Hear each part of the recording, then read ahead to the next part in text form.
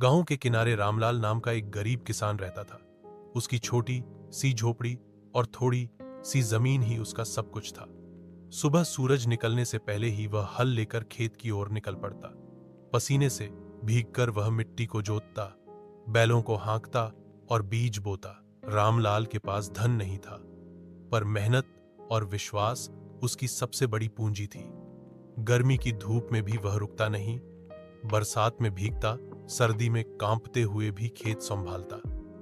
कई बार अनाज की पैदावार कम होती तो परिवार भूखा रह जाता, लेकिन उसने हिम्मत नहीं हारी। धीरे धीरे उसकी लगन रंग लाई। इस बार खेत में सोना उग आया, गेहूं की बालियां लहराने लगी। गांव के लोग उसके धैर्य और परिश्रम की मिसाल देने लगे। रामलाल ने समझ लिया कि मेहनत से ही सुख समृद्धि मिलती है। एक गांव में रामू नाम का गरीब किसान रहता था। उसके पास बस एक छोटा सा खेत था। दिन रात मेहनत करता, लेकिन फिर भी पेट भर खाना मुश्किल था। एक साल सूखा पड़ा, फसल बर्बाद हो गई। हार मानने के बजाय रामू ने दूसरे गांव जाकर मजदूरी की, पैसे बचाए और फिर से खेत में मेहनत शुरू की। धीरे धीरे उसकी मेहनत रंग लाई और एक दिन वो आत्मनिर्भर किसान बन गया। गांव के किनारे रामलाल नाम का एक गरीब किसान रहता था। उसकी छोटी सी झोपड़ी और थोड़ी सी जमीन ही उसका सब कुछ था।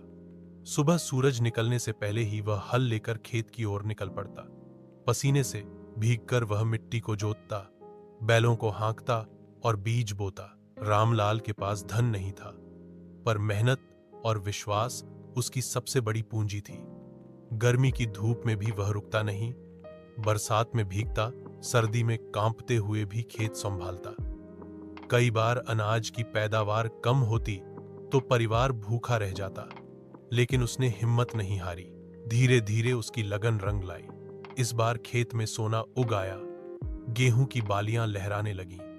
गांव के लोग उसके धैर्य और परिश्रम की मिसाल देने लगे।